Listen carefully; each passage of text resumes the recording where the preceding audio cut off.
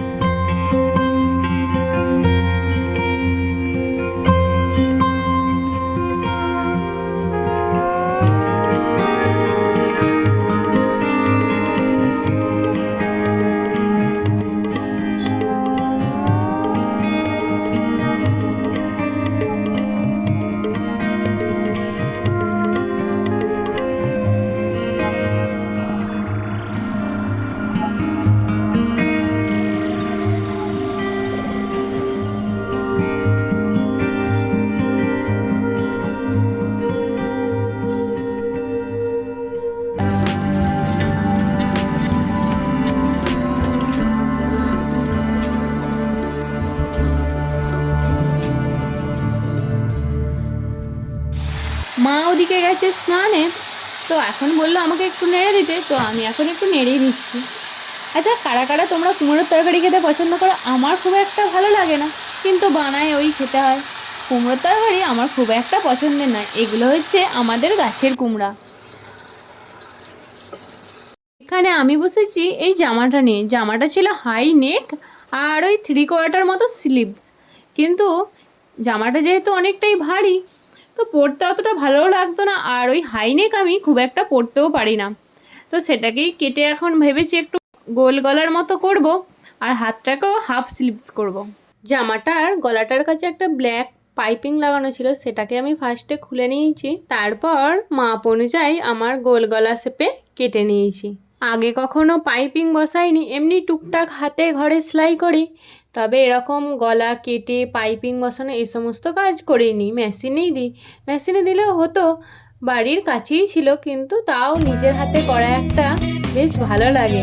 নিজের হাতের তৈরি জিনিস পরতে একটা আলাদাই মজা।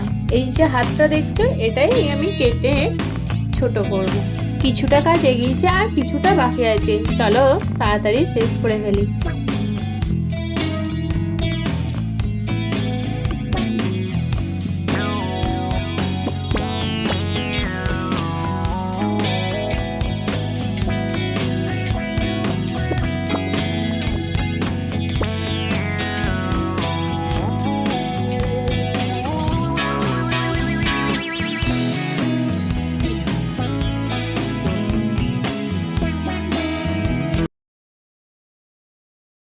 চলো, হয়ে গেছে আমার জামাটা সেলাই।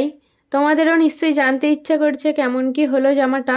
জামাটা আমি এর আগের দিন ভাইফোঁটার ব্লগে ওই সন্ধ্যের দিকে পরেছিলাম। অনেকেই দেখেছো আর অনেকেই দেখোনি। যারা দেখোনি তাদের জন্য আমি এই ভিডিওতে তার কিছু ক্লিপ অ্যাড করে দিলাম, দেখে নিও কেমন হয়েছে। এখানে বসিয়েছি বিরিয়ানির চালটা সেদ্ধ। আমি বসাইনি, মাই বসিয়ে রেখেছিল।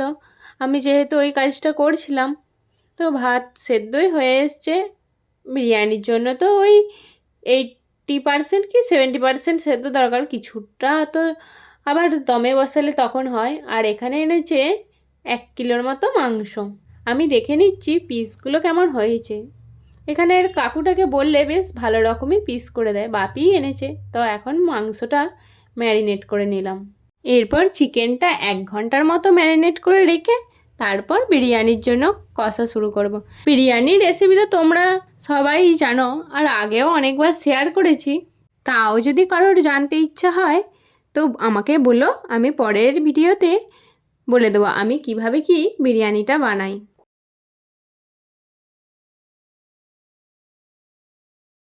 আজকে বাড়ির সামনে গাছ কাটা হচ্ছিল। আমাদের বাড়িটার ওই পূর্ব দিক করে একটা মস্ত বড় তাল গাছ ছিল।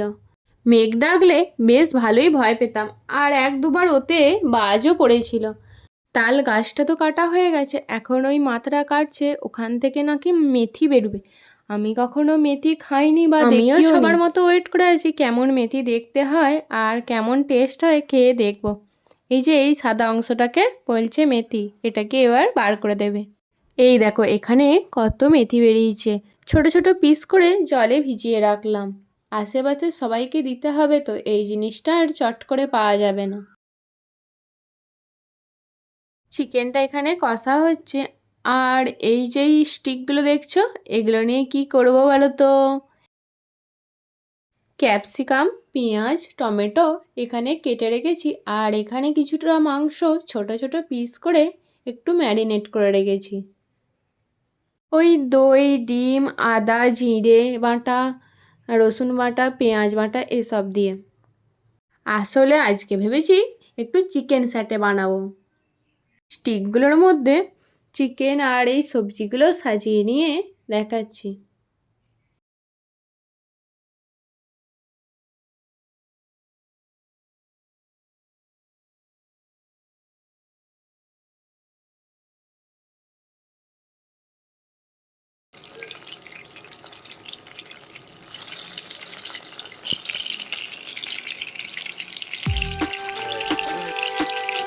তাহলে আমার চিকেন স্যাটে বানানো কমপ্লিট। তো কেমন হয়েছে তোমাদের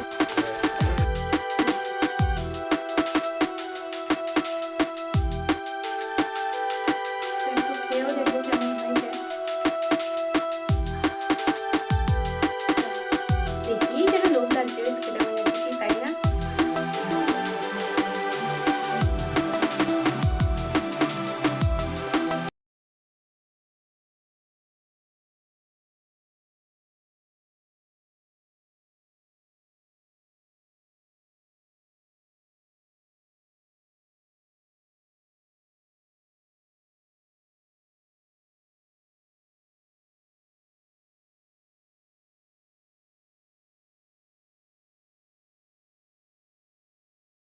আমার ব্লগ যদি ভালো লেগে থাকে অবশ্যই লাইক, কমেন্ট, শেয়ার করে পাশে থেকো। চলো আজকের ব্লগটা এতটুকুই। সবাই ভালো থেকো, সুস্থ থেকো। আবারও আসবো নতুন একটি ব্লগ নিয়ে।